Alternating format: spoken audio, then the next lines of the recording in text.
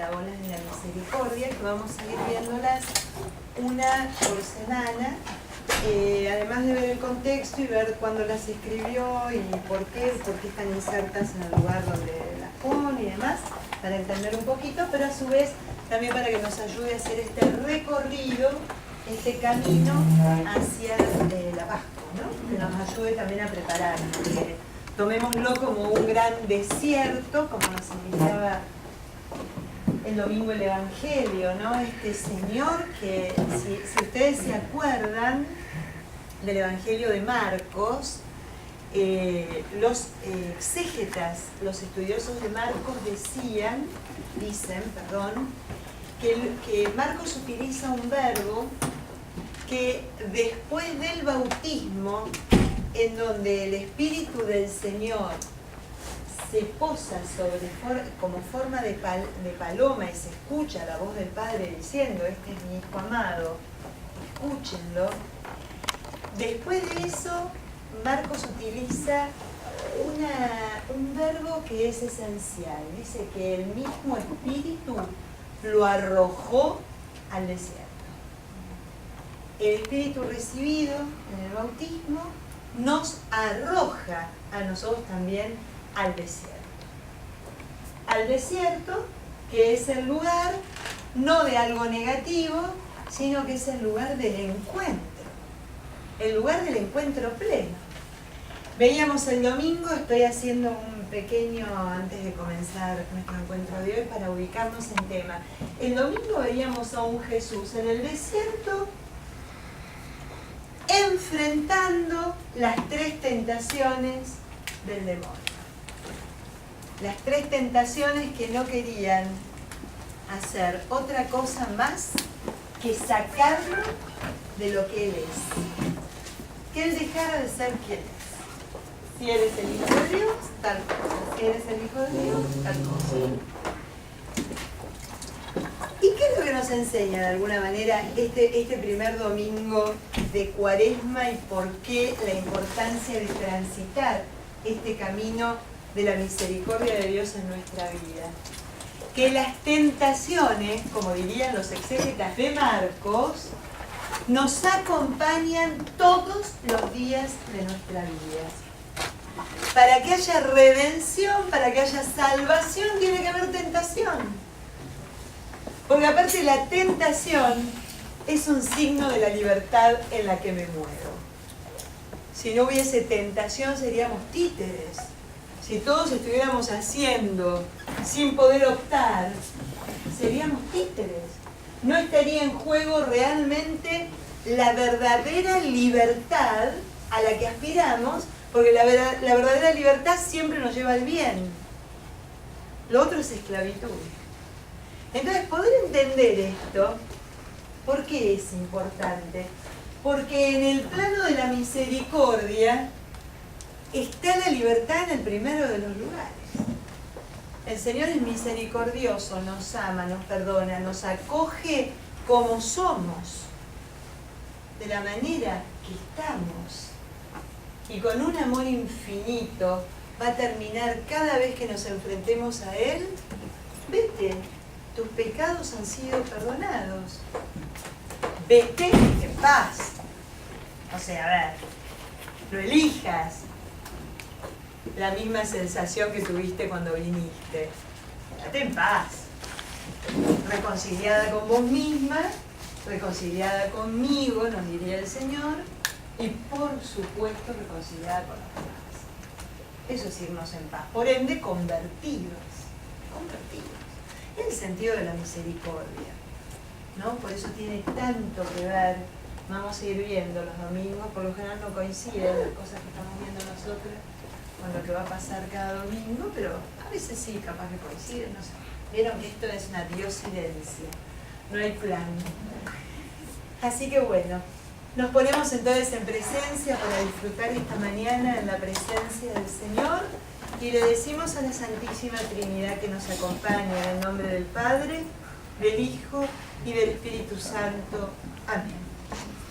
Te pedimos, Señor, en esta mañana que envíes tu Espíritu para que nosotros podamos ver. para que nosotros podamos entender, para que nosotros podamos hacer nuestra tu palabra, para que se pueda encarnar en nosotros con un corazón bien poroso, bien abierto, bien deseoso de ser penetrado por vos. Te pedimos también que esto que hoy toque nuestras entrañas, en donde descubramos las entrañas de misericordia, también nosotros lo podamos ejercer con los que nos rodean. Que realmente cada día nos des más y más entrañas de misericordia y un corazón dispuesto a aceptar, a recibir, a perdonar. Te lo pedimos a vos, que vivís y reinás junto al Padre y al Espíritu Santo por los siglos de los siglos. Amén. En nombre del Padre, del Hijo y del Espíritu Santo. Bueno, hoy vamos a entrar a ver, como les decía, las parábolas de la misericordia. Yo ahora en unos segunditos les voy a explicar a algunos, a recordar de qué se trata la palabra parábola. Porque nunca entendemos bien, ¿no?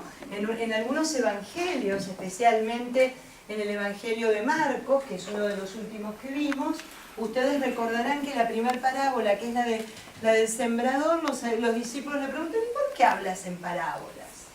¿Para qué hablas en parábolas? ¿Por qué no directamente? Y hoy el Señor, en estas parábolas en especial, nos va a dar a entender que si no nos hablara en parábolas, sería absolutamente imposible entender de qué se trata su misericordia. Por eso son 8 las parábolas de la misericordia que se encuentran en Lucas. 8 en total. Se habla de que la parábola de la misericordia por excelencia son las del capítulo 15, que veremos ya dentro de poquito, que es la de la oveja perdida, la de la moneda encontrada y la del Padre misericordioso, el Padre bueno, antiguamente conocida como la del Hijo pródigo. Esa era la que se reconocía como la parábola de la misericordia por excelencia. Pero todas las parábolas que hablan sobre la misericordia en Lucas son 8. Primero, vamos a ver de qué se trata la palabra para no seguir hablando, a recordar un poquitito qué significa la palabra parábola.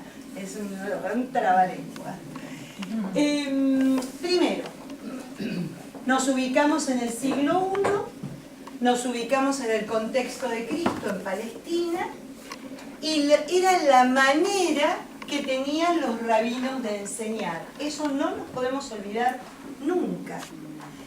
Si nosotros, siempre les cuento la misma comparación, pero para que ustedes tengan en claro, hace poquitito terminamos de ver el Antiguo Testamento. Y en el libro de Samuel, exactamente cuando Natán se refiere a David, vemos que ahí encontramos una de las primeras parábolas que existen en las Sagradas Escrituras. Cuando David decide de alguna manera mandar a matar a Urías para quedarse con Betsabé, la mujer que lo había deslumbrado y que se había enamorado, lo manda a Urías a ponerse en primera fila frente al ejército filisteo y sin ayuda, ¿no? O sea, no les dijo maten a Urías, pero lo hizo, obró con esa intención para poder quedarse con su esposa. Entonces cuando Natán le cuenta, mejor dicho, sabe la actitud que tuvo David para con Urías, le hace la famosa parábola del hombre rico que estaba recibiendo. Había un hombre rico y un hombre pobre. Un hombre rico lleno de ganado, cantidad de ovejas, cantidad de ganado para matar y dar una buena fiesta. Y un hombre pobre que tenía solamente una ovejita, que era parte de su familia prácticamente. La había criado desde pequeña y la ovejita era parte de la vida del hombre. Este hombre rico recibe gente a comer y manda que le quiten la ovejita al pobre para poder ofrecerla como alimento al que había recibido como invitado. Entonces David se levanta y dice: ese hombre merece la muerte. Entonces Natán le dice: ese hombre eres tú. Esa es una parábola. Y es una parábola antigua, mucho más antigua que las del siglo I. Porque la parábola, ¿no? la parabólica, ¿vieron? Cuando uno estudia geometría, es una cosa así, une dos puntos, de alguna manera. Une todo aquello que se encuentra lejos. La parábola siempre tiene un sentido muy, muy real. Imagínense el cuento que les conté, de los dos señores, la ovejita, el ganado y la intención, pero también tiene un sentido que lo trasciende, que es espiritual, moral, y además con una connotación mayor, porque además de dejarme con una enseñanza de profundidad de cómo encarar la vida a partir de la enseñanza, de la escucha de la parábola, me pone en movimiento. La parábola nos invita a la acción. La parábola nunca se queda en el plano de la reflexión. Siempre hay acción dentro de la parábola. ¿Vamos bien? Sí.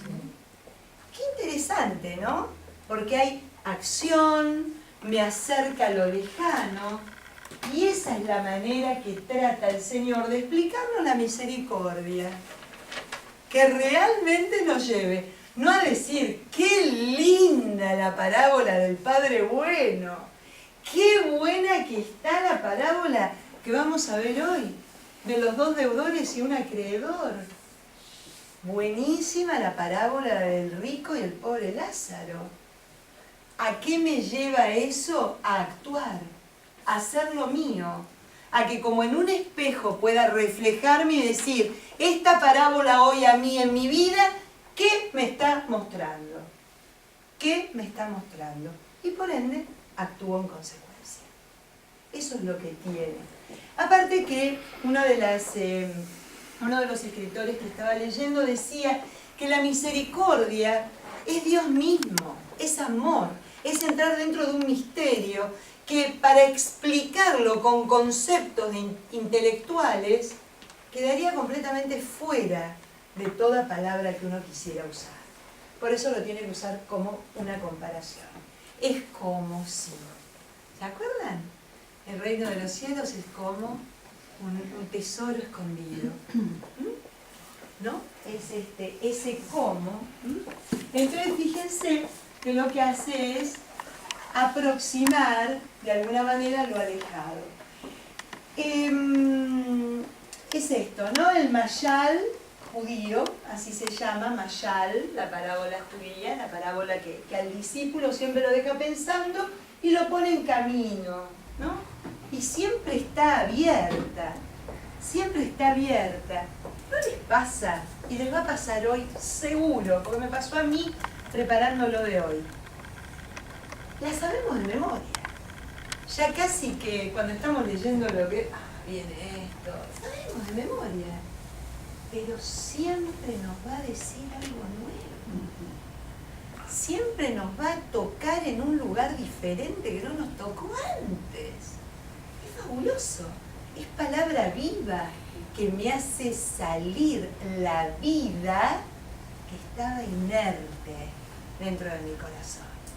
Me pone en movimiento, es como algo que me levanta, ¿no? Esa es la palabra.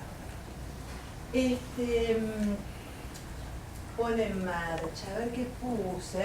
Claro, jamás es relajante, siempre inquietante.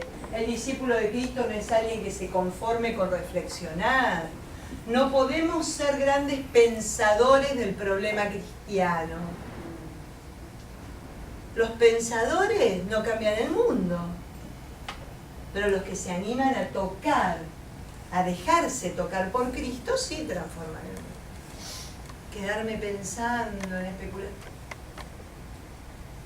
Entonces no, el discípulo de Cristo no es alguien que se conforme por reflexionar. Por eso lo que hacemos acá, tratamos de llegar al corazón. ¿Para qué? Para que después que estamos actuar en consecuencia. No quedarnos con una linda reflexión, qué lindo lo que vimos hoy, ¿no? Voy a decir algo que cuenta siempre mi marido. Cuando mucha gente lo felicita después de la homilía, dice la homilía no fue buena. Si gustó demasiado, la homilía no fue buena. Porque tiene que inquietar. Bueno, yo digo, lo que pasa es que eso pasa. Eso, claro. O sea, como inquieta, como te levanta. Y ya, bueno, por ese lado puede ser. Pero si no levantas, si no te inquieta, si no te ponen, ¿no? No te levanta. Y miren qué cosa más linda, dice acá. La parábola, algunos estudiosos hablan de la parábola como la experiencia no de lo real, sino de lo posible. Y por eso siempre me habla de cosas distintas.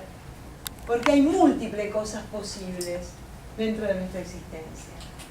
Somos toda posibilidad. Y actualizamos las posibilidades que podemos en el momento en que estamos viviendo. Por eso siempre es algo nuevo, ¿no? No es una diversión, sino un estímulo para obrar. Benedicto, ¿no? Miren qué interesante, no nos muestra un Dios abstracto, sino el Dios que actúa. Actúa y me ayuda a mí a ver cómo yo debo actuar. Esto es propio de las parábolas de Lucas. Me encantó, esto es un trabajo que yo compré excelente, que hizo la Pontificia Comisión para la Nueva Evangelización, que es para que se trabaje durante el año de la misericordia, ¿no? Es un trabajo buenísimo que ha hecho el Consejo Pontificio. Entonces nos dice, acuérdense que yo les contaba el primer día que nos reunimos, que el Evangelio de Lucas es un evangelio del camino, hace una teología del camino. Siempre vamos a ver un Jesús en camino, a discípulos caminando con Él, ¿no? Y transitando la vida con Cristo, transformando los pasos, transformando la elección, de alguna manera, de por dónde ir. Entonces, nos dice, en Lucas el viaje es más interior que exterior. ¿Por qué dice esto? Porque miren qué cosa. Las ocho parábolas, 7 están ubicadas en la segunda gran parte de este evangelio, que es el camino que Jesús va a hacer de la Galilea a Jerusalén. Y todos ya sabemos a Jerusalén lo que le espera. Entonces, en ese camino es donde más les va a hablar a los discípulos de la misericordia de Dios. Pero hay una solita, que es la que vemos hoy, y con esta cerramos el paso de Jesús por la Galilea, que es la de la pecadora perdonada, ¿no? Por eso el viaje es más un viaje interior que exterior. Fíjense algo tan interesante. La misericordia no es una virtud natural. No es una virtud. No es que exista alguien que naturalmente haya nacido misericordioso. Más que nada es una disposición interior que saben cuando madura, cuando estamos cerca de Cristo. No vamos a ser misericordiosos por intencionalidad propia. Yo quiero ser misericordioso, punto. No. Voy a ser misericordioso cuanto más cerca esté de Jesús. La misericordia se aprende al seguirlo. Diríamos, la misericordia es un ejercicio que ejercito todos los días cuando me pongo detrás del maestro. Veo lo que él hace y trato de hacerlo. Es así de sencillo, no tiene ninguna cosa especial. Esto es lo que les acabo de decir. ¿Cuáles son las parábolas que vamos a seguir viendo? La del buen samaritano, que es la que viene la semana que viene. La oveja perdida, la moneda y el padre bueno, la otra. El rico y el pobre Lázaro, el juez injusto y la viuda, el fariseo y el publicano. Son las 7 que están en el camino de la Galilea a Jerusalén, ubicadas en la parte más larga del Evangelio de Lucas. Así que bueno, ¿vamos bien? Empezamos con la de hoy, es espectacular.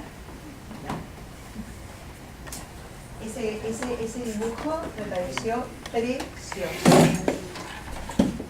Precioso, precioso. Hoy vamos a ver esto. La parábola está encerrada en un evento que le estaba ocurriendo a Jesús. Y Jesús, en medio del acontecimiento, es que dice una parábola que tiene solamente 2 versículos. La parábola de hoy tiene 2 versículos nada más. Es en el capítulo 7, del versículo 41 al 43. Era de los 2 acreedores, perdón, los 2 deudores y el acreedor. Pero vamos a leer todo el capítulo 7 del versículo 36 hasta el final del capítulo. ¿Qué viene haciendo Jesús antes de esto? ¿Qué viene haciendo por Cafarnaún y por la Galilea? Viene sanando, viene curando al sirviente del centurión, va a resucitar al hijo de la viuda de Naín. Esto es, perdón, capítulo 7 del versículo 36 hasta el final. Va a resucitar al hijo de la viuda de Naín.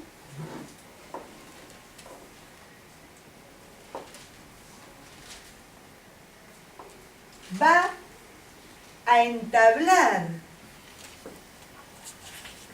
un diálogo muy interesante con los discípulos de Juan. Los pongo en contexto para que entiendan de qué estamos hablando.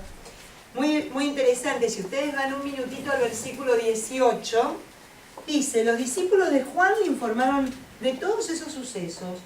Juan llamó a 2 de ellos y los envió al Señor. Acuérdense la palabra de Lucas, Señor.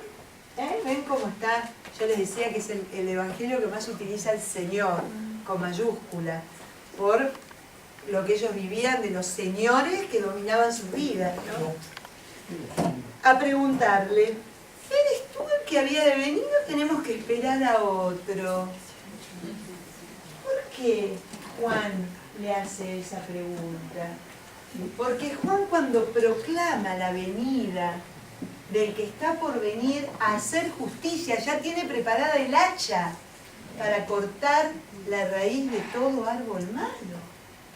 ¿Y cómo podía ver de que el Señor, lejos de estar haciendo una condenación y un juicio general, comía con prostitutas, curaba a los leprosos, estaba con los que nadie quería estar? Entonces miren lo que les dice.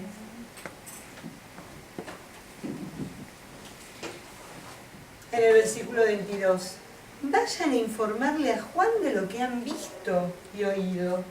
Los ciegos recobran la vista, los cojos caminan, los leprosos quedan limpios, los sordos oyen, los muertos resucitan, los pobres reciben la buena noticia.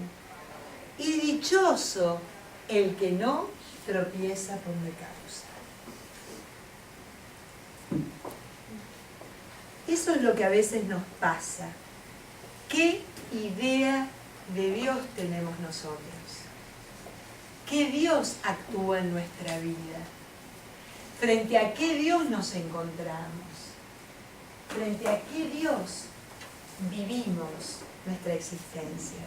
Frente a un Dios que está con binoculares para ver cuando nos equivocamos y preparado con el garrote para dárnoslo en la cabeza. Aquel que quiere que tengamos un banco de buenas obras con una cuenta abultadísima para tener garantizado un lugar en la eternidad, o un Dios que quiere regalarnos la paz y la tranquilidad de sabernos amados, por ende perdonados, y por ese amor y ese perdón transformados y convertidos. ¿Ante qué Dios estamos? Porque tal vez nosotros también tenemos que preguntar: ¿eres tú el que tenía que venir o tenemos que esperar a otro, Señor? Eso está en cada uno de nuestros corazones, ¿no? Entonces, en ese marco se produce esto que vamos a encontrar hoy. Es muy importante el contexto del Evangelio. Un fariseo lo invita a comer. 36. Ahora vamos.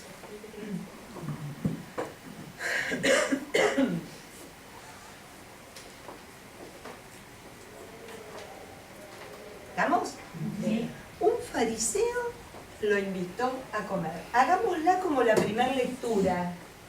Esto tomémoslo como la primera lectura. ¿Se acuerdan? La primera lectura, para los que vienen hoy por primera vez, acuérdense que hacemos una primera lectura y marcamos en la Biblia el tema que nos parece central. El tema que nos parece central. Un fariseo lo invitó a comer. Jesús entró en casa del fariseo y se sentó a la mesa. En esto, una mujer pecadora pública, enterada de que estaba a la mesa en casa del fariseo, acudió con un frasco de perfume de mirra. Se colocó detrás a sus pies y llorando se puso a bañarle los pies en lágrimas y a secárselos con el cabello. Le besaba los pies y se los ungía con la mirra.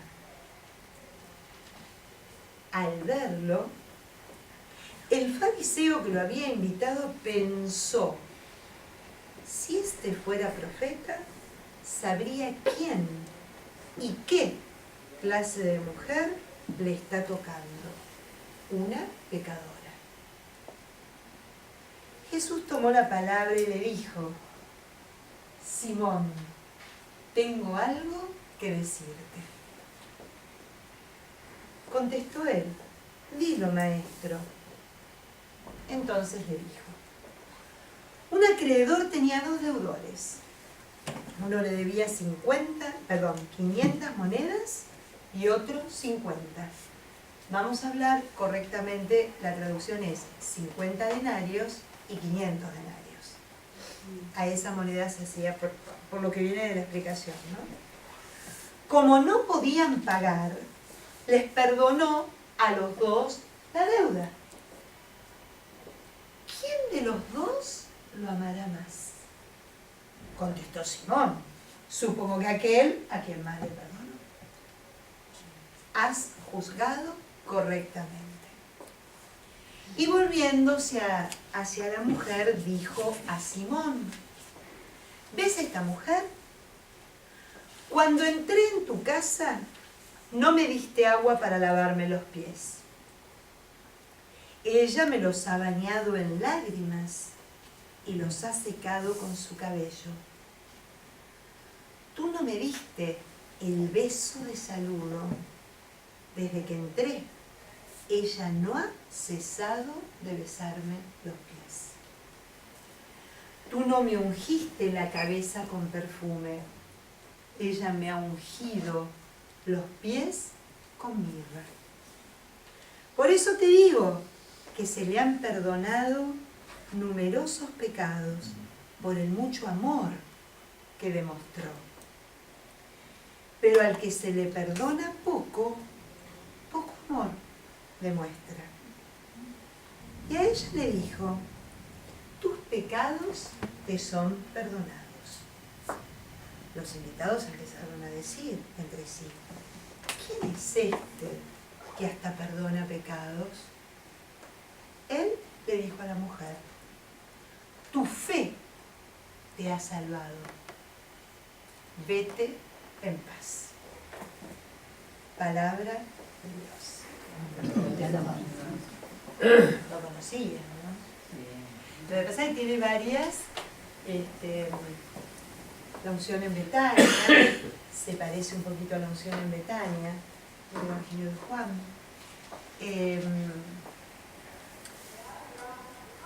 Tiene sus correlatos en otros evangelios, aunque no en el mismo contexto ni de la misma forma que está expresada bellamente, como lo expresa Lucas, que es realmente una pieza preciosísima, ¿no? Pero vamos a ver algunos elementos que pasan, que yo los fui anotando ahí para no saltearme ninguno. Primero, qué interesante, ¿no? El Señor siempre nos convoca alrededor de la mesa. Siempre hay una comida, un banquete, algo para compartir. La mesa en el judaísmo de esa época era algo muy importante. El judío que te recibía en su casa era alguien que te decía que eras muy bienvenido a su vida, pero el que te sentaba a su mesa era alguien que decía, yo quiero que seas parte de mi vida. Porque nosotros estamos acostumbrados, che, vengan a comer. Pero a lo mejor se pierde ese sentido sagrado del compartir la mesa. Cuando yo entiendo ese sentido sagrado semita de lo que es compartir la mesa, cuánto más aprecio la misa, que es una mesa, una cena, y él me invita y me dice, quiero ser parte de vos. Hay que entenderlo de esa manera. No es una ceremonia, vengan a ver, cuanto más yo vaya mejor. No, cuanto más intimidad haya mejor. Porque miren qué cosa lo que hace Simón. Simón lo invita y por lo que se puede deducir del Evangelio de Lucas, la mesa la coloca frente a la casa, no adentro. ¿Saben cómo? Había un patio central, las casas tenían un patio central, una puerta, un pórtico en donde se entraba a la propiedad pero no era adentro. Dicen algunos estudiosos de Lucas que probablemente no habría lugar en la casa de Simón para tantos invitados. Y eso también da que pensar, ¿por qué Simón invita al Señor? ¿No? Miren qué lindo lo que empieza. Un fariseo lo invitó a comer, Jesús entró en casa del fariseo y se sentó a la mesa. Ahí hay un encuentro un poquito circunstancial. Tal vez para este hombre tenerlo a Jesús ahí era lo top, era lo máximo. Por eso vamos a ver el encuentro de Jesús con el fariseo y el encuentro de Jesús con la mujer, por donde pasa. Este hombre probablemente estar en la puerta de su casa con toda esa gente invitada y tener ese invitado de honor en primer plano, que era el tipo del momento, le traía prestigio que Jesús estuviera con él. A nosotros a veces también, Es católico, práctico. A nosotros también. Y a lo mejor nos pasa, ¿no? Que entra a la casa del fariseo, no habla nada de entrar dentro del fariseo. ¿No? Ahí hay detallitos que... Obvio que en los pueblos, estamos en un pueblo, no estamos en una gran ciudad con burdeles. Y la mujer prostituta o pecadora pública, como nos dice la palabra hoy, no era una mujer profesional que trabajaba en un burdel y se ganaba la vida de esa manera. En los pueblos, las prostitutas eran aquellas personas que estaban padeciendo como consecuencia de la prostitución de una causa anterior, ya sea por rechazo del marido y que su padre no la vuelve a tener en su casa, el marido la rechaza y ahí quedó, mendicante. A la buena de Dios, nadie le da trabajo porque por algo la habrá rechazado. Andás a ver lo que habrá hecho. Una viuda que se haya quedado sin hijo que la mantuviera o pariente cercano que asumiera su cuidado, estaba decididamente destinada a la prostitución. Una persona que hubiese tenido un problema legal y hubiese perdido absolutamente todo también, y mucho más una mujer, que no tenía derecho a nada prácticamente. ¿Y saben quiénes más? Las jóvenes que habían sido violadas. Nadie las volvía a aceptar. Entonces esas eran las mujeres que andaban boyando por los pueblos, y cuando había un banquete en la casa de un funcionario y de alguien rico, al final del banquete aparecían para conseguir clientes.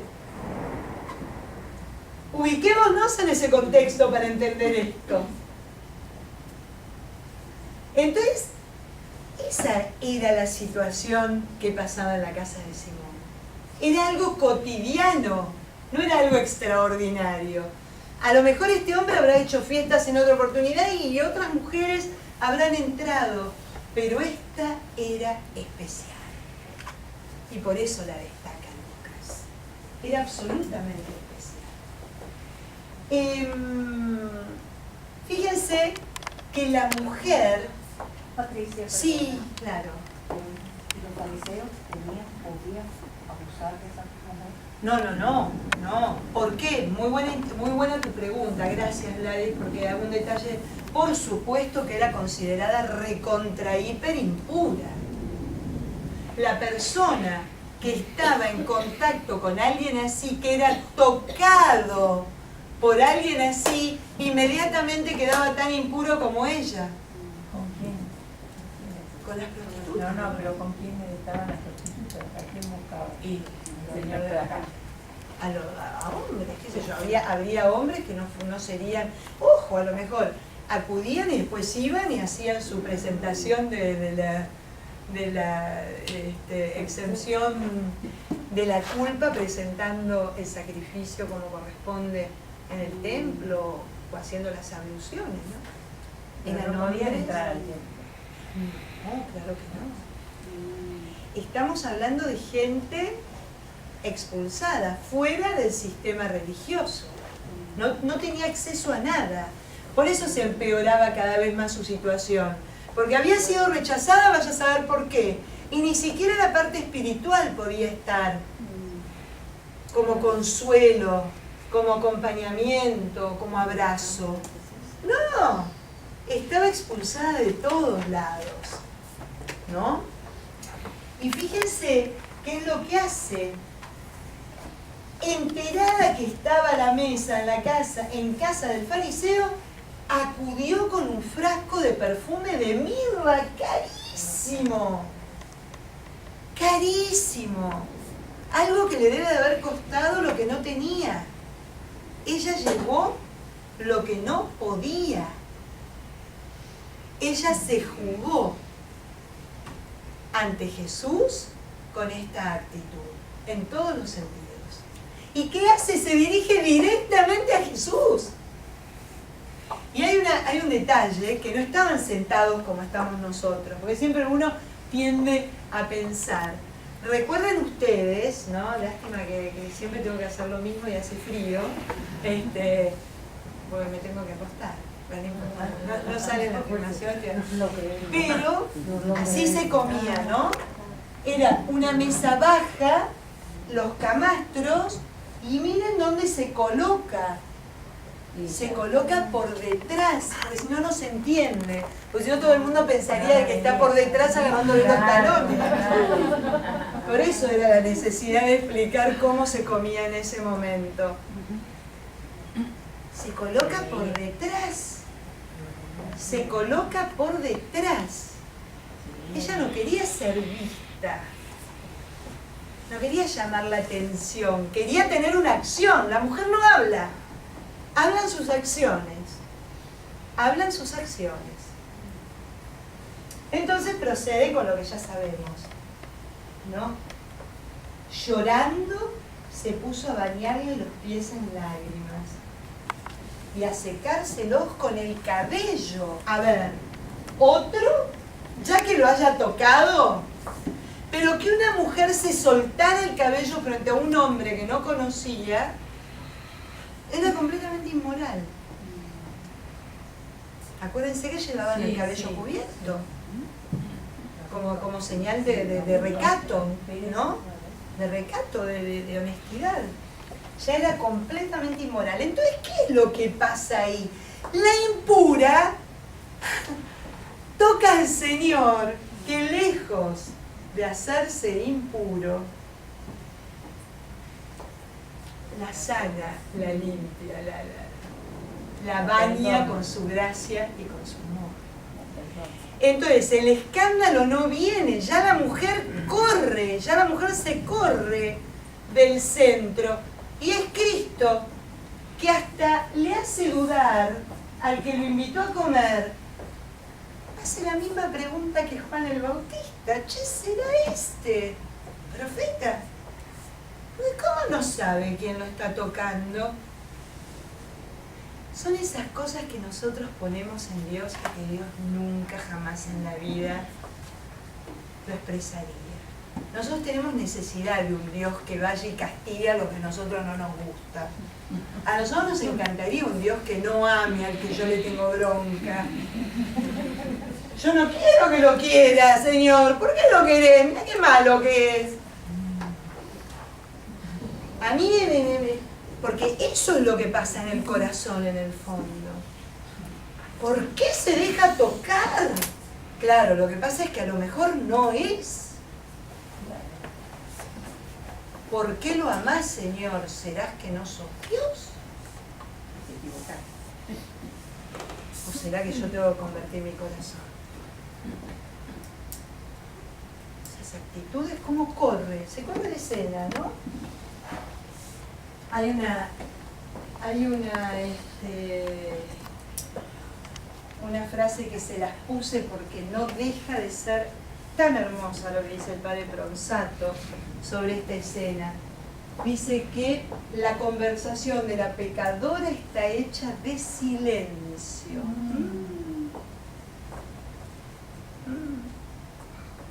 Está hecha de silencio. Ella celebra una liturgia especial del encuentro, entretejida de ternura. Como objetos sagrados tiene un vaso lleno de ungüento y sus mismos cabellos. Las ceremonias se las inventa ella, sobre la marcha. No están escritas en ningún ritual. Si ustedes ven estos dos encuentros paralelos con Simón en su casa como un encuentro circunstancial y para beneficiar a Simón, diciendo, wow, mirá quién está comiendo en casa. Y este encuentro íntimo, profundo, dice otro de los padres que leía que era tan íntimo el encuentro que tuvo esta mujer con el Señor, un encuentro de tanta intimidad, de tanto contacto, de tanta unión, que ni siquiera en la Biblia nada escrito, ni siquiera con relación a su madre. Dice que le permitió ese contacto que no está en ningún otro lugar expresado, que nadie haya tenido con él. ¿No? Ese contacto, lo que pasó en esa ternura de ese momento del llanto, ¿no? Para que ustedes se den una idea qué significa, miren, es importante esto también para entender.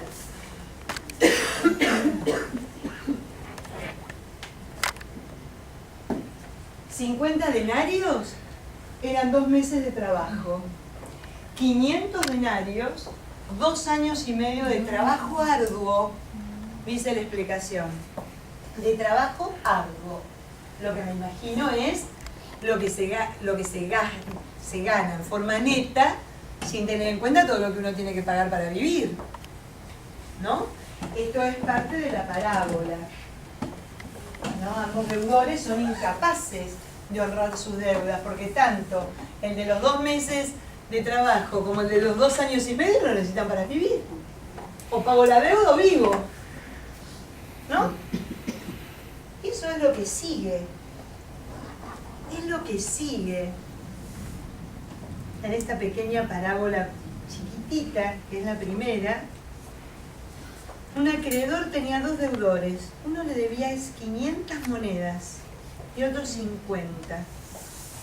Como no podían pagar la deuda, le perdonó a los 2.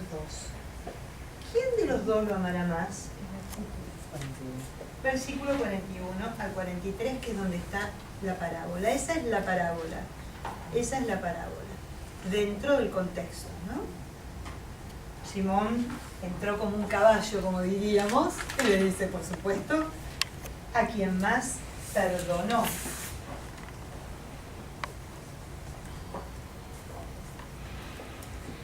Fíjense la respuesta lo desenmascara y lo inculpa. Lo desenmascara y lo inculpa, ¿no? Simón es el deudor de 2 mensualidades, mientras que ella es la deudora de los 2 años y medio o más. Dice, ¿no? Entonces dice que por eso no le da a Jesús ni el agua, ni el ungüento, ni los besos. ¿Qué significaba el beso? Qué importante lo del beso. El beso está presente en varios lugares del Evangelio. El beso era un símbolo de amistad. El beso se daban besos los amigos. Era necesario que estuviera la intimidad de la amistad para que existieran los besos cuando uno se encontraba en aquel momento, ¿no? Era como un signo de eso, más que nada. Entonces, por eso no se preocupa. No se preocupa en hacerle absolutamente nada de lo que sí le va a hacer esa mujer. La pecadora nunca lograría saldar su deuda. Fíjense que la única salida para los dos era la gracia de Dios, ¿no? La única. Y la mujer, dice el libro del Pontificio Consejo para la Misericordia, la mujer es capaz de amar porque se le ha concedido una gracia sin condiciones. En cambio, Simón está metido con las condiciones hasta el tuétano. Todo está condicionado. Primero, porque no se abrió, nunca lo dejó entrar, nunca realmente dio vuelta el corazón para darse cuenta de todo lo que tenía que pedir perdón a Dios. Entonces, lo que le presento es lo que recibo. ¿Soy clara? Es lo que yo estoy dispuesto a entregar para que el Señor obre. Fíjense esta historia, qué interesante, ¿no? Perdón, yo no les expliqué nunca, antes sí, pero hay gente que no ha venido antes, por eso debo, qué era esto del agua para los pies. El agua para los pies era un gesto de mayordomía, de buena recepción al que uno invitaba a su casa. ¿Por qué? Porque los caminos eran de tierra, por lo general se usaban sandalias, eran un desastre. Entonces una manera de que el que llegaba a tu casa se sintiera cómodo. Entonces se le lavaba los pies, para eso estaban los servidores, para eso estaban los esclavos, que lavaban los pies y secaban los pies a los comensales, ¿no? Antes de que empezaran a comer. Muchas veces también se ofrecían ungüentos o perfumes. Imagínense la cantidad de caminata que debía de hacer. Yo creo que el ungüento y el perfume era para un bien colectivo. Me imagino yo que era el desodorante de ambiente, ¿no? Lo que simbolizaba. Todos gestos que eran signos de bienvenida, de bien recibida. Nada. ¿Qué es lo que hace pensar en el encuentro circunstancial cada vez más? Porque lo que a él le interesaba era que Cristo estuviera ahí para lo que dirán. No hacerlo sentir bien al Señor en su casa. ¿Estamos? ¿Por qué esto? Porque, a ver, ¿cómo estamos nosotros? ¿Cómo lo recibimos al Señor en nuestra casa? ¿Qué le ofrecemos? ¿Qué le ofrecemos cuando lo invitamos a que entre? ¿Qué encuentra? ¿Qué encuentra?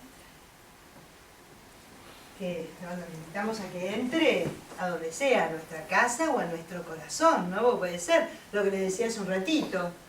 Ay, yo soy católica apostólica romana, voy a misa todos los días, lo tengo como en el currículum, ¿vieron? Persona creyente. ¿Qué le ofrezco? ¿Puedo dar otro toque que me da ese pedacito? Por supuesto, todos los que quieras. Y ese y en varios lugares de la Biblia lo ves. Este tipo de mensaje en donde el más pecador es más merecedor de la misericordia de Dios y en retorno donde ese pecador más ama al Señor, Lo toca en varios lugares, lo toca acá, lo toca con la conversión de San Pablo, lo toca en varios lugares. Sí, el publicano y el fariseo, que es lo que vamos a ver al final, sí, sí. Sí, y el centurión después, en varios lugares. Pero a mí lo que me dice esos pedazos de esos pecadores transformados y merecedores de esa misericordia de Dios igual, me transforma a mí cuando yo voy a misa y digo, mirá ese atorrante que está acá, que está al lado mío y viene a misa encima, ¿no? Entonces me cambia en ese juzgamiento que yo tengo por el pecador vecino, por el que creo que es un delincuente y encima va a misa. Entonces yo dejo de decir eso y empiezo a decir, no juzgues. Primero, no juzgo, trato de no juzgar, lamentablemente sí, no lo puedo evitar, pero lo que sí digo es, lo que trato de transformar en mi mensaje es, digo, mirá este atorrante, por suerte por lo menos viene a misa, ¿no? A ver si después hay una transformación. Pero me encuentro muchas veces diciendo... Me encuentro muchas veces diciendo eso, ¿no? Diciendo, tratando de que eso es lo que me toca. Atorrante significa mala persona en argentino. Delincuente. No, es para que entiendan nomás. Fíjense un detalle, uno de los libros que leía que me encantó lo que decía que si hubiese los confesores de los otros, los sacerdotes no darían abasto. ¿Ves?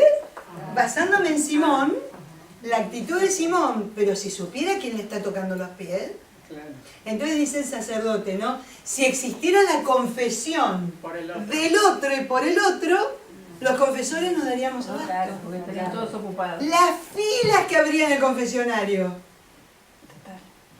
Ahí es donde me lleva. Como veíamos la semana pasada, en definitiva no sabemos nada. No sabemos nada.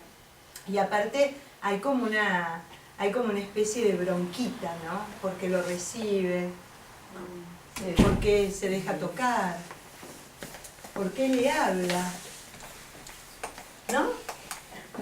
Y también una cosa importante que a mí me invita a la adoración, que generalmente uno dice pide perdón, le pide cosas al Señor, qué sé yo, pero cuando entramos y le decimos, hoy día tengo que decir que te adoro, que te quiero, que te quiero venir a abrazar, que te doy gracias por todo y que te alabo porque eres mi Dios y me has dado todo. Eso es como ella lo adoró, lo estaba adorando. Y qué importante es, o sea, a mí se me hace la figura de Jesús con su corazón en la mano. A veces creemos que Dios está bien porque es Dios y Él siempre está bien y está lleno de amor. Y Él quiere que cada uno de nosotros, con nuestro nombre, vayamos a abrazarlo, vayamos a tomar este corazón que es más significativo que lo tiene en la mano. O sea, sus sentimientos están a flor de piel, así me da la impresión.